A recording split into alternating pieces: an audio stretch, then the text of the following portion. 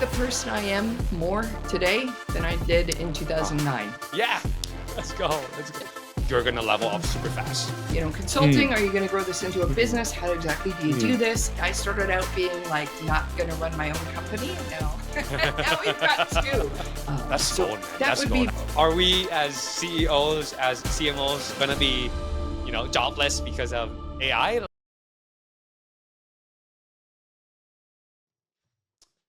สวัสดีครับเพื่อนๆยินดีต้อนรับกลับสู่รายการ Meet the Peak นะครับในเอพิโซดนี้ผมพาเพื่อนๆมารู้จักเพื่อนของผมที่อยู่ในกลุ่มโคชชิ่งอันเดียวกันกับคุณแดนมาร์เทลที่ผมพูดถึงอยู่บ่อยๆนะครับคนนี้คือคุณเจนเคลลี่นะครับคุณเจนเคลลี่เป็น Fractional CMO Fractional CMO คืออะไรครับเป็นเหมือนกับผู้จัดการทางการตลาดที่ช่วยดูแลองค์กรหลากหลายองค์กรนะครับแทนที่เขาจะเอาแค่ความเก่งความเชี่ยวชาญของเขาเพื่อช่วยองค์กรเดียวเขาเรียกว่าแตกย่อยความสามารถของเขาให้ไปช่วยหลายๆองค์กรนะครับก็มาแชร์แล้วก็มาแบ่งปันประสบการณ์ของเขาจากคนที่เคยทำงานในcorporate มาก่อนจนออกมาเปิดบริษัทของตัวเขาเองนะครับก็หวังว่าเพื่อนๆจะได้รับประโยชน์นะครับแล้วพร้อมแล้วไปลุยกันเลยครับ All right, hey guys, welcome back to another show of Builders Focus. As you know, this show, we want to bring on cool builders who want to make a difference in this world. And today, I'm very honored to be joined by one of a fellow member in the Elite Entrepreneurs Coaching Group with Dan. And I'm very blessed to have her with me here today. She's a CMO and for a bunch of B2B companies. She's very passionate in what she does. And she has some amazing experiences that I'm pretty excited to dive deep into as well. So Jen, welcome to the show. Glad for you to be here. Hi. Thank you. Thank you so much. It's a great opportunity. So, as always, with the tradition of the show, can you just introduce yourself to the audience? Sure. Yeah. My name is Jen Kelly, and I run a couple of different companies. One I am involved in day to day, another one less so. So the first one is a B2B marketing company. It's called New Initiatives Marketing. We're based in Toronto, and we work with clients throughout North America. We have a fractional CMO program plus marketing team. So we go into companies that don't have the marketing support there, and we bring in the strategy and then the team, the execution for that. The other company is one I am a partner in. It's a sports nutrition company. So think sports protein powder, that kind of thing. The company is called Inner Armor.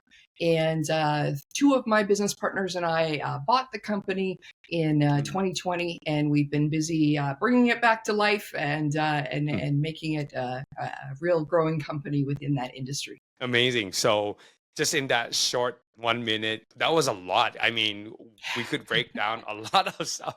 So how did you get started in your career, Jen? I'm just curious. In my career, so I did go to school for marketing, and when I came out, I went right to a corporate job, and I wanted to stay in corporate. And the reason for that is how I was raised is my dad was an entrepreneur. So I mean, he's still around, but he's mostly retired now. But so growing up in an entrepreneurial household, what I saw was both the good and, the bad or the challenging parts of being an entrepreneur. So yeah, when things are good, things are great. When things are not so good, you really do notice it. And so growing up in that environment, I just thought, who wants that? Let me go get a very stable corporate job, and life will be good. So that's what I did. So went out, and then for many years I worked in marketing teams at big stable companies, or so I thought. Right, this story has a twist, like the Financial Times UK in London, so the Pink Paper, Siemens, Motorola. So we're talking very big brands, and so it was always in marketing, so in-house marketing. And then I guess what got me into running my own company was in 2009, there was a terrible, recession, financial meltdown. At the time I was laid off.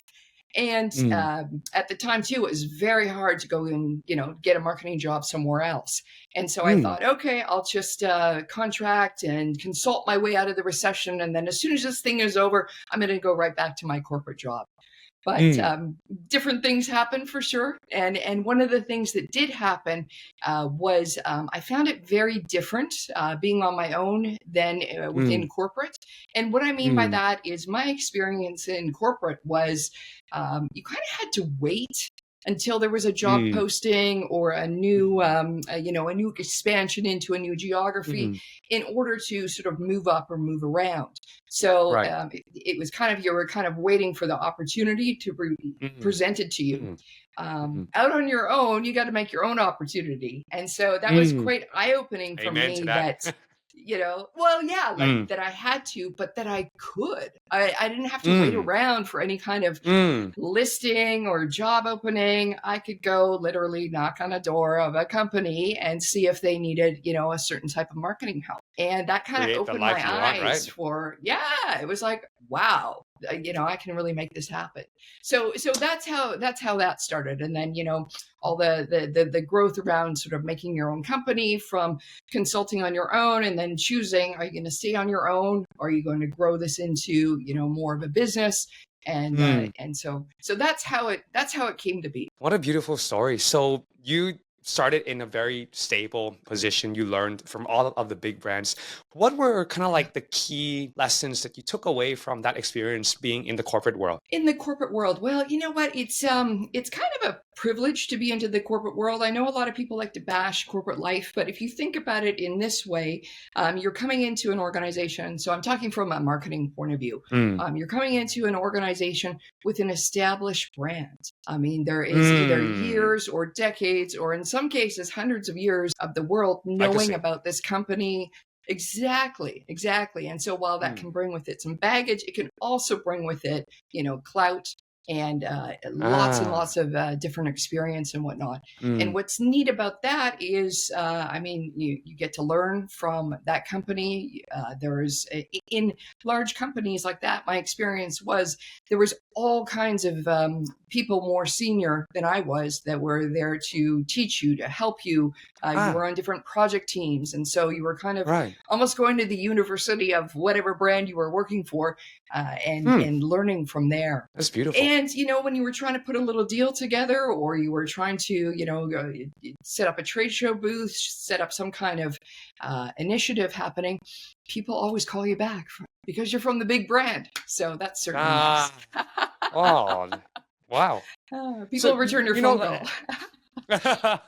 You know what's funny is that I never got a chance to actually work in a proper corporate job. So I went straight out of uni. I went in to help one of my mom's friend run her cafe restaurant, and I did engineering.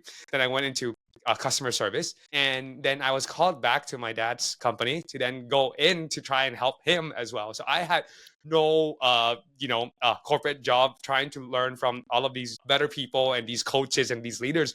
So I actually grinded my way up from knowing nothing of the business. And that's why I really make it a point to invest in these type of programs. And, I've done this for like 10 plus years now, and it's been an amazing journey. But I do feel jealous a bit, people like you, because you actually had that opportunity to learn from kind of like the teachers who have gone before us.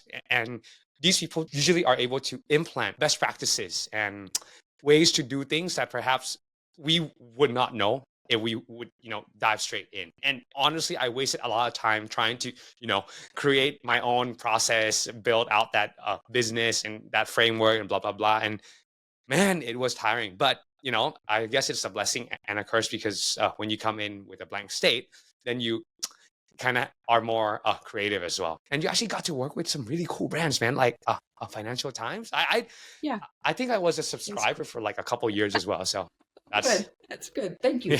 Yeah. So now, when you started your career as an entrepreneur, when did you start feeling that fire in you to like, hey, I'm an entrepreneur now. I've got to like get my shit together. Like, it's like go time now, man. I think right away, because I didn't come at this opportunity with it all planned out. If you will, from my story, maybe you'd call me the reluctant entrepreneur. I mean, I never had dreams of starting my own business and whatnot, just from what I saw growing up. I did see, both sides equally great, equally like, oh, wow, what's happening now? And so, yeah, I would prefer the stableness. At least that's what I thought, right? So when I first started out, it really was me, trying to get a paycheck coming in, to be quite honest. So the fire was there, but I think the fire was there more as a panic because, I was laid off. I have to bring in them with some money. I have to keep it going. I have to, I have these skills and what am I going to do now? So that was the fire. So the fire of panic right away. After things got going, I have to say it's been an interesting journey because after things got going and I got feeling more, I guess the word is confident in the ability to go out and find the work, bring the work back after a couple of years, deciding or kind of being forced to, and I can tell that story later about, choosing between, are you going to stay solo, consulting? Are you going to grow this into a business? How exactly do you do this? After that kind of got going, I have to say I kind of plateaued a little bit in the way that, okay, things are running good. We got this going. And I did notice the fire leaving a little bit. And it wasn't, I want to be sure I explain, it wasn't the passion for the business that was leaving because I still found that interesting, but I didn't feel the drive to grow because I thought, okay, we're here, we're good, we're stable, we've made it. But that's the kind of thing, that's exactly one of the reasons I'm in that coaching program because, it's like, why are you stalling out? I mean, what does he say? There's levels, right? Yeah. And you owe it to yourself. And then if you have certain skills, you owe it to yourself to be, the best version you can get to. So we've had to reignite the fire, but yeah, so there was some panic fire and then some, I guess, kicking back because we were stable. Amen. Well, I think, you really can't complain for being stable because there's a lot of people in this world that don't even have, right? So it's just worth it to be grateful. But of course, we've got to challenge each other as well to take it to the next level, right? Yes, it's true. So can you tell us a bit about fractionalizing the CMO role? Because that to me, when I read your website, I was like, whoa, can you actually fractionalize a CMO? And then I started to ask my own question. Wait, can I fractionalize myself as well then? Yeah, I mean, perhaps. So the fractional CMO, so the fractional chief marketing officer, the idea of a fractional executive, we really have to give credit where it's due. And it comes from the financial industry. So for about 10, 15 years, at least over here in North America, there was, it was the chief financial officer. So CFO, so fractional CFO that kind of paved the way for all of us fractionals right now.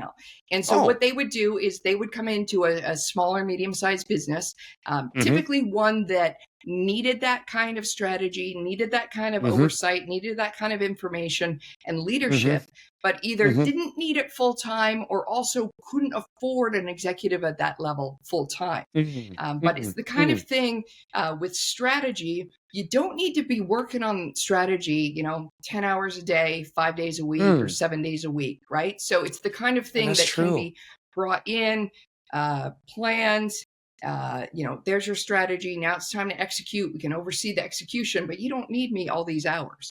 So from that point of view, it led very well to, okay, so if we had this executive or this thinking a fraction of the time, so a part of the month, part of the year, part of the week, we could still get the value of that person's brain and experience, but we wouldn't have to have it full time. So it could benefit a growing company that way, but it could also benefit the executive in that they could have more than one client. And they would be able to, expand their own consulting practice or their own business that way. And so that's how it started. And then I think COVID over here, anyways, in North America, did a lot for, of course, it was, awful. But what it did on the positive side was show that not everybody has to be in the office to do work. And it also seemed to open up the idea of having people work and collaborate that weren't necessarily employees, but that could still partner and benefit your company.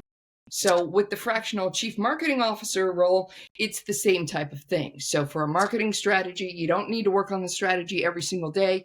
You create it flexible enough that if things happen with the competition, things happen in the industry, it can move. But the very same way, it can be great for growing companies. I've found this to be quite true for my own company. Is that sometimes the team actually doesn't want me there all the time as well, because like I'm always like, when's that next post gonna come? Where's that next video? Blah blah blah blah. Right? And so they're all like, So yeah, I mean, I think having that ability to be flexible with the hours and to be able to work with not just one client but a couple of companies is actually pretty interesting. And on average, how many clients are you able to serve in a perhaps like a month or like a period? The short answer is it depends. While we have certain programs, some go out annually, some can go for 6 months. It really depends what we see, what the company needs. So right now, we're between 12 and 15 clients. And we've got per the year capacity. or Well, per year, yes. And no, oh we've wow. got the capacity for more. So Wow, that's amazing. yeah. So it means there's like 12 companies that you are kind of like overseeing for them. Yes. Wow. Yeah. And are all these companies in different fields? Like They are in different fields. So we focus on business to business, and even that, I mean, that's a huge area. So the areas that we niche into are technical services, right. industrial, and so that would mean in oil and gas or electric utilities. And then we do on this side of things, non-food manufacturing. So I mean, there's enough in there. That is our focus. Yeah. So what is usually like the reason why these companies are attracted to your services? Is it mainly the industry experience that you bring, kind of like your best practices because you've been working with big brands before, or what's kind of like the struggle on their side? The struggle on their side has there's a couple of things. So we typically work with companies that have been in business 3 years or longer. So we're not your startup marketing company.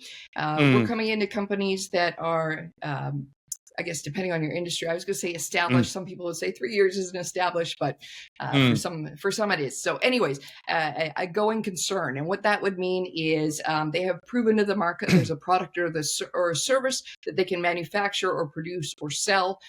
They have systems and processes within their organization. So, one of my favorites to pick on is payroll. And so, what's so important about that is when you come into a company that's already used to running on systems. Our approach to marketing is very systematic. So we're not going to do a campaign here and wait 6 months and do something else there. So if you kind of think about the way that you run payroll, it's going to be a certain time. I know over here in North America, it's usually every 2 weeks. I know when I was in the UK, it was once a month, but you can count on your pay coming in, right? The company doesn't decide, you know what, we're not going to run payroll this month, or you know what, we should run it every 4 days, right? They're very systematic about it. And we want to come in and sort of latch onto that thinking. So they're not thinking, oh, we're going to run a campaign. We're going to stop, we're going to start. No, marketing something that's got to keep going for you. So that's one of the things. The pain that they would be experiencing is their sales team. So there's a couple things. Their sales team might start to complain about the fact that they are getting really jammed or really ground on price. So it doesn't matter what they say about the product or service. The clients are like, how much? ABC can do it better. Right. So they're starting to hear that, and they don't have enough to come back and really talk about their differentiation because they've never done any marketing. So that would be one of the problems. Another problem that could happen is that internally they have bought into the idea that marketing is very important. So they have brought in their own CMO, or they have brought in a junior marketing person, and at both ends of the scale, that CMO can't do it all. They can come up with a strategy, but even if they're the A player and they know what needs to be done, there's not enough hours in the day to get it all done. If you go on the other side of the spectrum, the junior in there is just waiting to be told what to do so they can get after it and do something. But without the strategy, they're kind of lost too. Yeah. So it's a bit of a marketing limbo there. So that would be kind of some of the pain that the client might be experiencing. And then without being all that experienced with marketing, to come to a company like ours and get our help where it is fractional. It is an annual program. We do have renewals, but we also do have a 30-day cancellation policy. So we're able to, it's low risk in the way if it's not working out, we can be right out of there. But also too, it gives them a chance to really experience the strategy, the execution, a well-run team coming in to run their marketing. And then they can really see, oh, this is how it really helps our business. This is how it helps our sales team. Wow. Now, because I think right now on the internet or on YouTube, there's a lot of people that talk about marketing as one way to perhaps attract new leads and new clients. And then there's another side of things where people are like preaching, build your personal brand, get yourself out there, and then the clients will come to you. So how do you, as a more experienced individual who's worked with a lot of these companies, how do you feel on this type of perspective? Like on one side, we're running campaigns consistently. And then on the other side, there's the investment in the personal brand of the company. Perhaps maybe the CEO has to do more PR, maybe. Like, what's your thoughts around that? Yeah. My thoughts around that are both are correct. So for the business, of course, leads have to be coming in. But here's the thing. It's not only leads coming in, it's what happens after those leads come in. Like, are you actually following up with them? Or are you going to the trade shows, getting a bunch of leads, and the leads sit on that file and nobody ever touches them? So you got to make sure you got the process that can actually take that lead through and close some kind of deal. So that has to be there. And that's sometimes the boring part of lead generation, which nobody wants to look at. They just want more leads, right? But perhaps you have a leaky process that is, having all your leads fall out and never making it to the other end. So that's important. As for the personal branding, that's very important too. And you alluded to it when you talked about the CEO, getting out there more with PR and whatnot. An aspect of our programs when we go in, we're exactly looking for that kind of thing. So of course there's a CEO. Typically with a lot of the companies we work with, because it's so technical, there is engineering talent there. There is technical talent there. So how do we get those people's brilliance out to the world and help them develop the personal brand?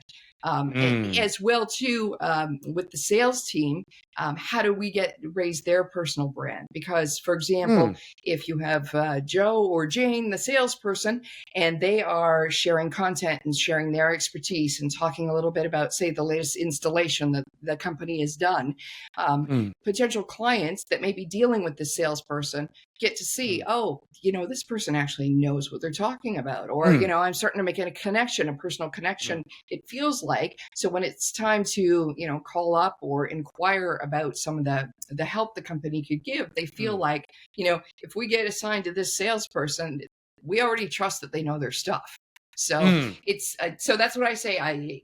Both sides of it is something that I agree with it and is needed. It can only help the whole company. If you could pick one platform to perhaps use or that you think is the most beneficial for business right now that does B2B sales, which platform would be the most ROI positive for your clients so far? Is it SEO on ads on Google, Facebook, on Instagram?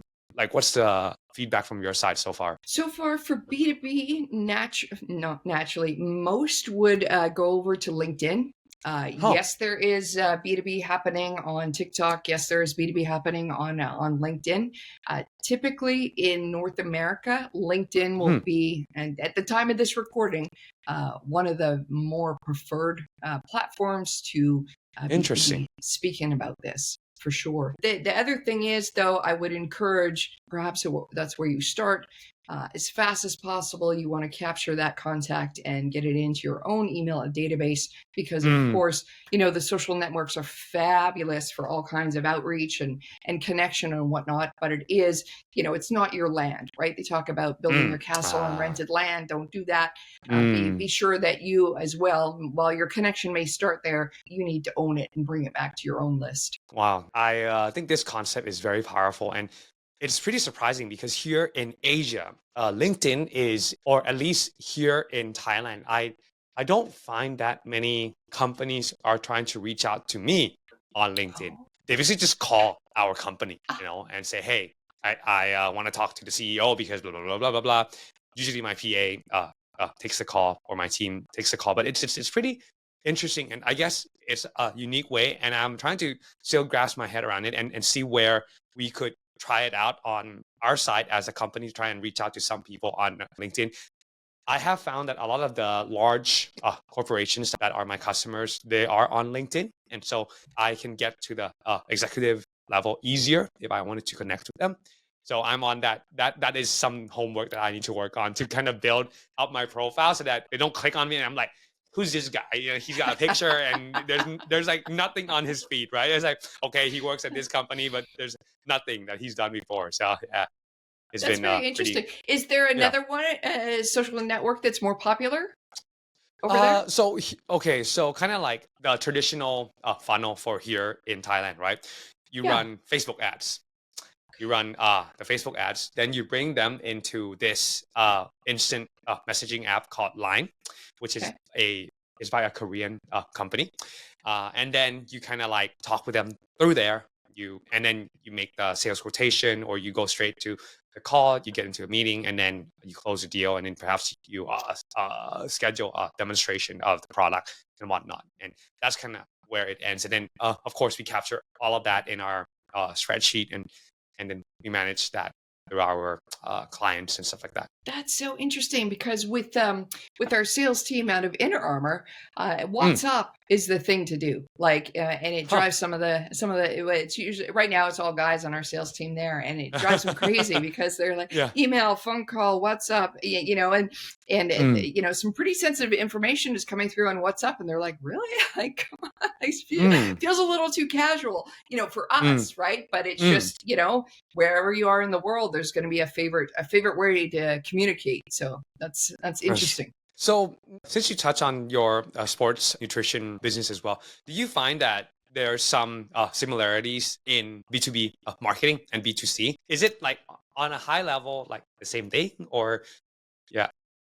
What's your thoughts there? Very interesting. So right now, funny enough, our focus for sales with Inner Armor is B2B, believe it or not. Oh, So out to distributors.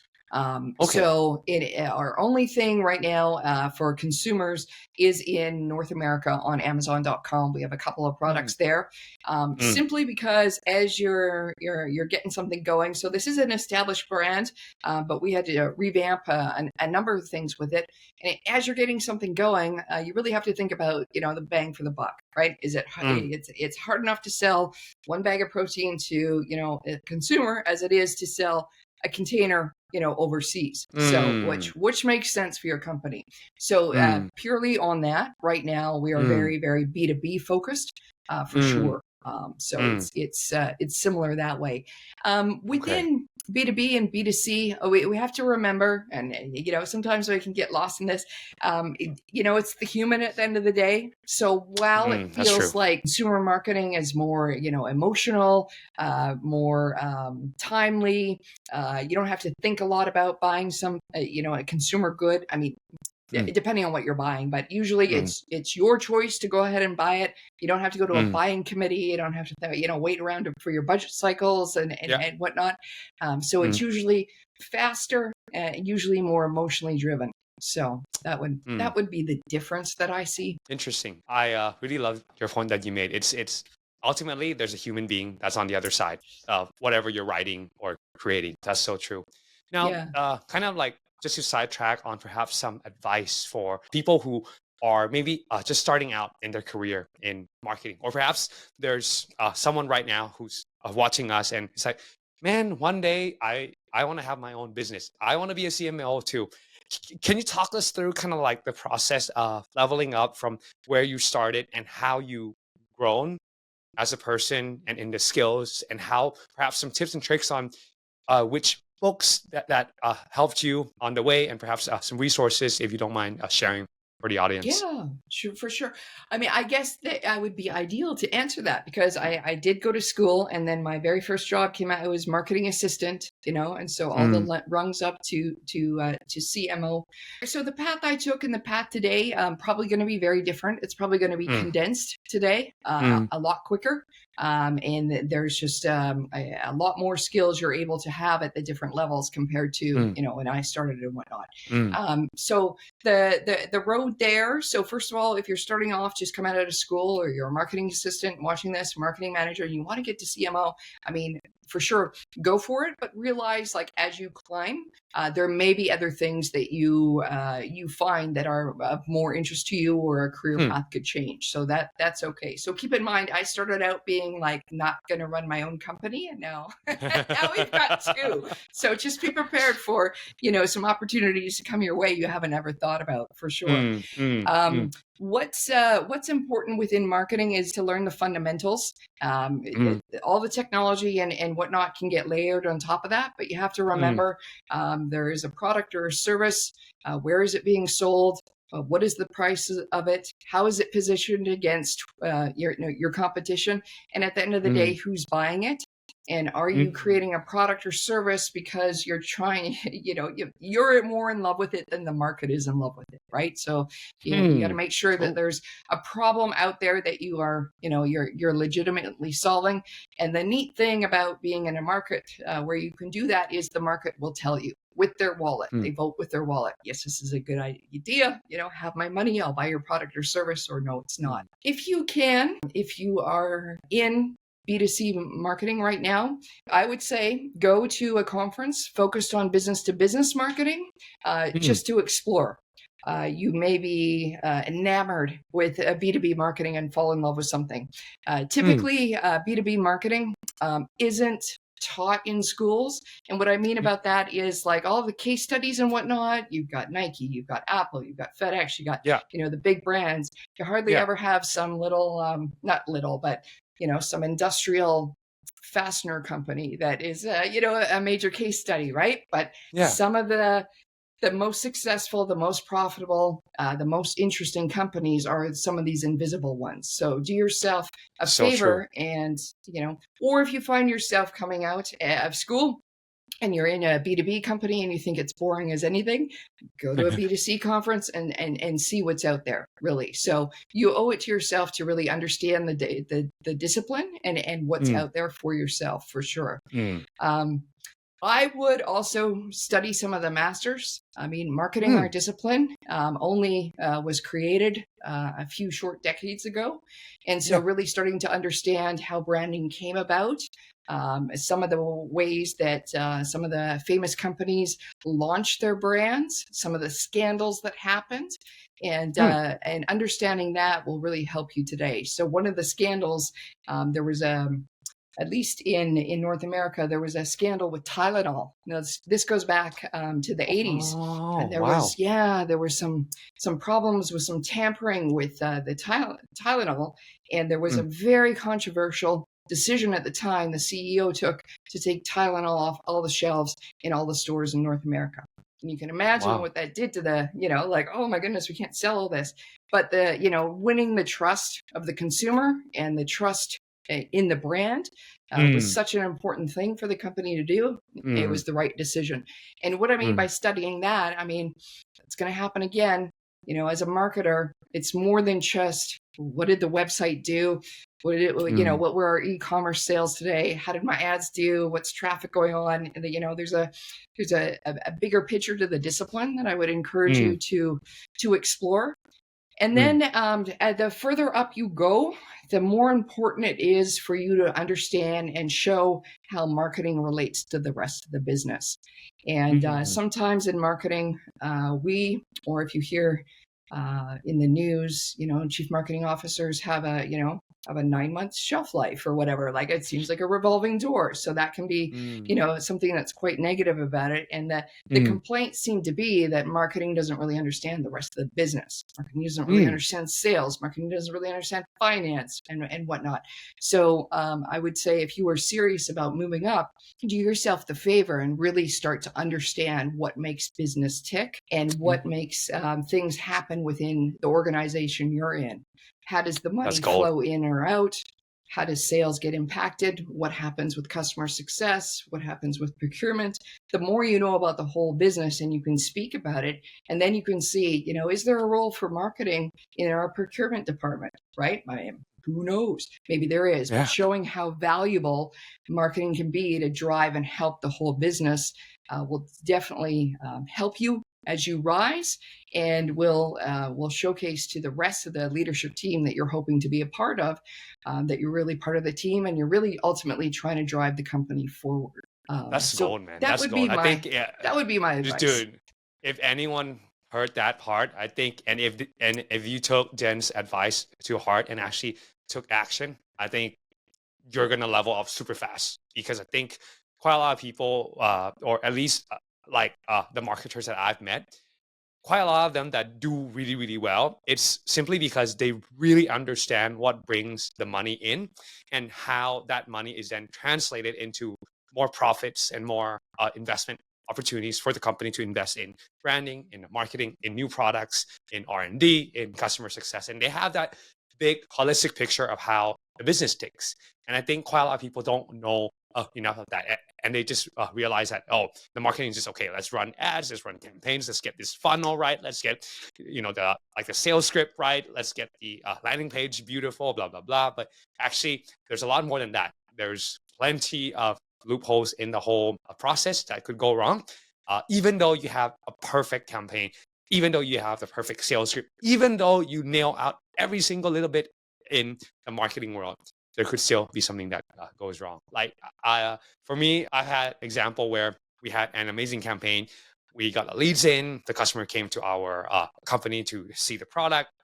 Our sales had they walked through our whole process, blah blah, boom boom boom, and then the customer bought. But then they started to feel, perhaps cheated on because of our service team, that perhaps one of them was having a bad day. I had to go in directly and re-establish that trust. And it was a learning curve for the whole team as well. Hey, look, it's not just we do the marketing and you don't care about what goes on after the sale, because it could wreck the whole process, actually. Yeah. And that's such a good point, because marketing is what your customer is feeling throughout the whole process. And if everything's warm and fuzzy until they buy, and then it's just like the worst experience ever, you just feel like, I am not renewing. Where's the love, where's the care? So it's so vital. It really is. Yeah, you got it. For sure. Now, Jen, because as you've grown your business, how's that capacity and your ability to kind of step up and lead a team as well, right? Because I'm sure that you don't run this just on your own or with, right? No. So how big is your team? And I guess what are the skills, for someone who wants to be an entrepreneur one day, to kind of acquire in terms of their leadership? Perhaps there's gaps in the communication and stuff like that. And how do you pick your team and your tribe? All good questions. When you were talking, I was just thinking of something that I had heard before running my own business, and that was I can't put it succinctly enough, but the organization can only rise into the skills of the leader. And I never really understood that, because if you remember, sitting in corporate, it always looked like the leader, they had it all together. We're in this big company, everything's good. But your organization, no matter how big it is, it can only grow as fast as you are growing. And that really becomes apparent when you are faced with situations where you're like, I'm not sure how to get through this. Maybe I'm a bad leader. But the funny thing about entrepreneurship or running your own show is you are kind of going to school every day and learning the lessons. You're paying for your own lessons, and you're forced to either make decisions or step into making the decisions, and you're completely not ready for it. And if you're moving forward, that's what's happening. So you're always 100% or maybe 90% uncomfortable, right? So that's why you see some of us, spending time in email, because you're like, at least I know how to do this, right? So that can be that is the alpha right there. That's behind the scenes for all of you, man. Yeah. Yeah, well, that's the funny part, right? So, like, and that's where it gets hard with delegation and whatnot. So, and letting go and that whole thing. So there's a good quote that I believe it was Ed Milet that said it, and he said that entrepreneurship is the number one personal development course you could ever take, because every single day you're being challenged in ways you don't know if you can do it. You have to step up. You're not completely sure. So you asked how we pick our team. So in our organization, we run things a little bit differently. At least I think it's a neat model, but I keep being told like, oh, that's interesting, and like not like with the raised eyebrow, oh, that's interesting. So what we do is.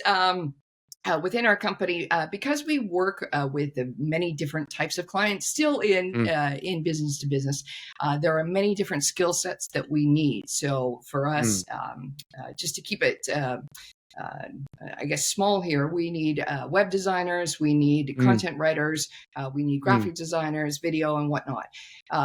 Not every one of those professionals are good at all the industries that we serve. And so for me to staff up in order to serve all the industries that we do, I would need to have probably an organization as large as yours. And we're not there yet. And so how I combated that problem, because I just thought there's a way around this. And so what we do is we hire other small businesses to come in and fulfill the work. And what I mean by that is the writers that we hire, they have their own writing business. There may be just one of them. There may be more than them, but they specialize in a certain area. So we're like oil and gas. Great. We're bringing in this writer. Okay. Web designers will bring in this kind and whatnot. And what's neat about that is because we're a small business and we're working with other small businesses in order to serve our clients. What you typically get now, so for the client benefits, it because there's a whole bunch of small business owners executing on their work. So really understanding about ownership, understanding about the money has to come in, understanding how to do a great job like that. So, so we have a team of 6 that we use most often. And then we have what I call is a bench of 12. And what I mean by a bench is there's some things that you don't need every single day. For us, that would be, say, research. We don't need that every single day. But when we do, we have the team that we pull in that handles our research for us. So right now, so 6 and 12 right now. Wow, that is a very neat model, because it wow. Now this makes me rethink my model as well. I'm just like staffing up, Well, it does keep me on my toes, because here's the thing too. I mean, of course, you can have employees, whatnot, and yes, employees can leave at any time.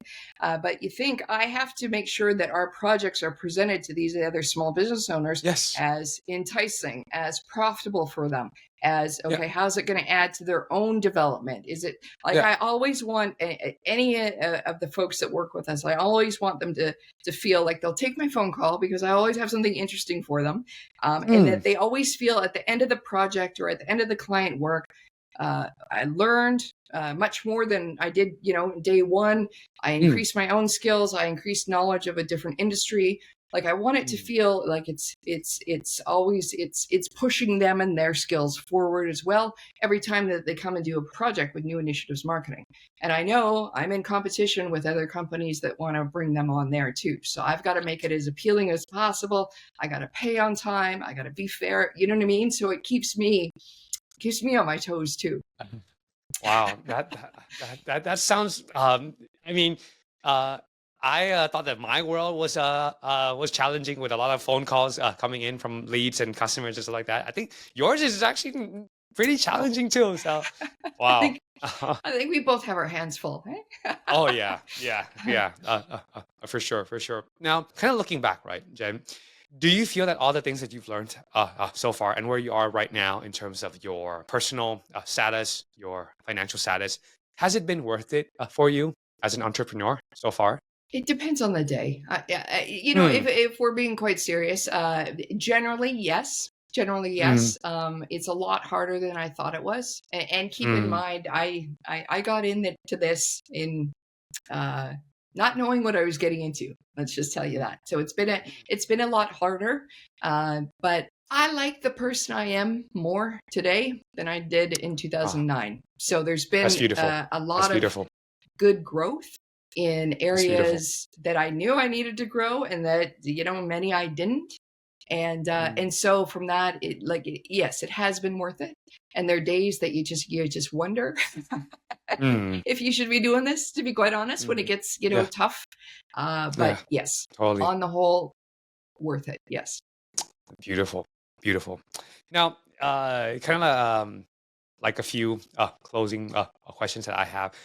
This won't be a podcast in 2024 if we don't discuss AI, Yes. especially Yes. in the marketing world, right? So, Yes. are we as CEOs, as CMOs, gonna be, jobless because of AI? Like, what's your thoughts around there? Well, it's okay. It's hard to say, right? This thing is moving so very Mm, fast. I think mm, it's very important to get on board and embrace it and understand mm, what's happening. I think mm, some of the fear that people are putting out there, I think it's necessarily don't necessarily disregard it. Sort of uh-huh. understand where that fear is coming from, and Right. this is not the silver bullet for sure. But it is important to wrap your head around and start using and start experimenting with it. Mm, What I've found, I mean, there's lots of great stuff happening with us. We are using it for some brainstorming. We are using it mm, from like, okay, are there other ideas on this that we haven't thought about? So that mm, can definitely help us. There's a lot of team members that we have that produce the content, that actually do the writing, and it's important the relationships that they have built with our clients. They do a lot of interviewing to get the content out, and then we mm, produce it in their voice, so they really can put their name on it and mm, stand behind it and whatnot. Um, we do have some folks that are. And this is where it gets a little bit weird here. So generally, enthusiastic about it, and for sure we gotta, it can certainly be a really great assistant and really be mm, helping our business. mm, Here's the part where so I've run into some colleagues that are say prior to AI being so mm, so rampant or available for a lot of mm, us, high performers, enthusiastic, delivering great work. Some of those people are very afraid of AI, and I have noticed mm. that enthusiasm and that delivery of work has been falling a little bit because Right. of being frightened. Is this going to take my job away? What's the point in trying so hard anymore? Mm, That human part of it really, I want to be sensitive to it, because if it's really something scary, how do we help you not be scared of it? But mm, on the other hand, if you think wider than that, and you just don't discount someone's fears, or like, oh, that's old fashioned, we're going to leave you behind. But you think about it in your own organization or in your own industry, losing that potential, right? Losing that mm, enthusiasm. Because some folks are scared about that, so mm, that's something that concerns me, mm, and I just hope that more people who maybe are afraid of it just are able to take a couple of baby steps and start getting into it and seeing that it's probably not going to take your job away. It's probably going to help you do things faster. It's mm, probably going to free up some things. It's mm, probably going to be more of an assistant. Um, mm, but then if you look, you look back in history, and there's been obviously major changes, and certain jobs have gone away, mm. but then others are created. So, I mean, Yes. there was a point in Yes. time where you couldn't be a web designer because there was no such job. But you know Yeah. what I mean? So, Yeah. on the whole, I think Mm, it's a positive. But yeah, I think mm, it's important to, we all adopt to change in a different way, and those that are a mm. little bit slower, I mean, I think sometimes we tend to either make fun of them or leave them behind. But that's great human potential for your own company, that you have to do what you can to bring them along. Yeah. Wow. That's some really good thoughts there, because I feel like fearing something is quite like a waste of time and energy. So I want to go like straight in and just get that fear out of the way. Usually, what I found is that a lot of people are afraid because they just don't understand it, or they haven't had the experience to actually try it enough. and see it be so helpful. Like for me, because as an engineer in my training, we're all about like, okay, if there's a new tool, we're going to try it out. And if it's helpful, great, let's use it, because it's going to help us, it's going to help the world, it's going to help our business, it's going to help our team. So I'm like all in. So but then, as you shared just now, there is a very real fear for a lot of people in this world that perhaps are very cautious, and perhaps it's kind of like that fear that's hindering them from, just as you said, embracing it, and perhaps just wrapping your head around it. And like for me, I think ultimately nothing's going to beat the human capacity to be creative.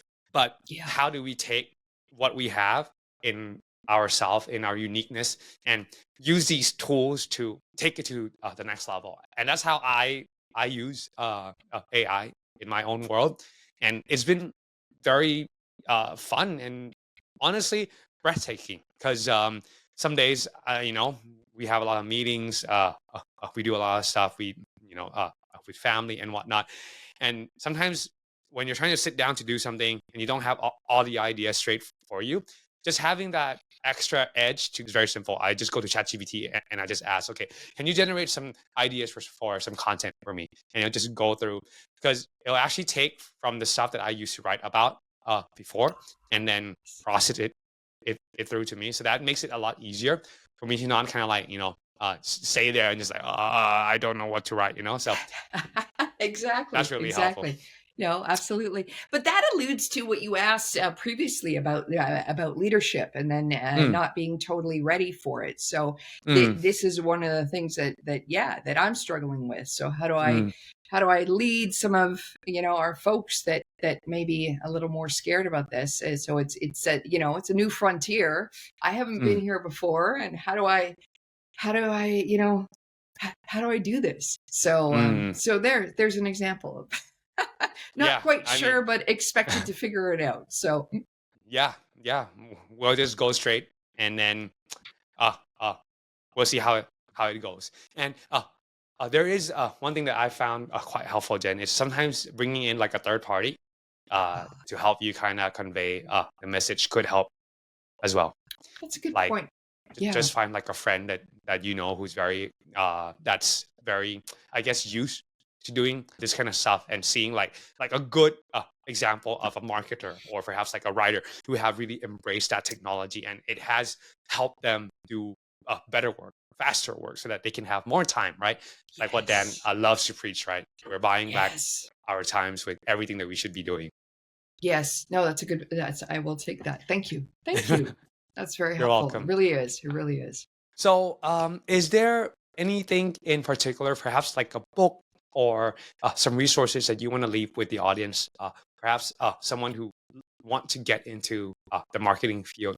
Is there like a golden book that you would recommend us to go to? Have some websites or some resources? Some resources there. So I think there's some things that move so fast that I like to rely on podcasts. There are a couple of books, but let me stick with a couple of podcasts, and here's why. There's one that comes out. Oh my goodness! I'm just going to check on my phone here. I'm drawing a blank. There was one that comes out every single day, and it's only about 10 minutes long, and where are you here? Just a minute. And it's really good. Okay, so it's literally, I can't believe I forgot this. It's called Today in Digital Marketing.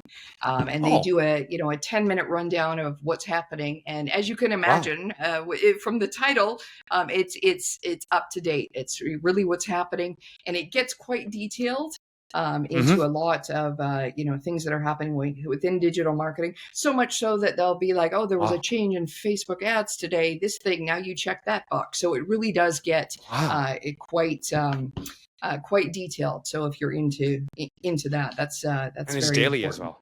It is daily as well. That's beautiful. Wow. Yeah. Thank you. The other one that I would suggest is it's called, it's not so marketing focused, but because the leader of this podcast has come up in marketing, there always is, some kind of marketing bent. And it would be a really good show to listen to how, marketing and general business come together. That one is called 6 Pixels of Separation, and that comes out weekly. Okay. So that's another really good one. Interesting.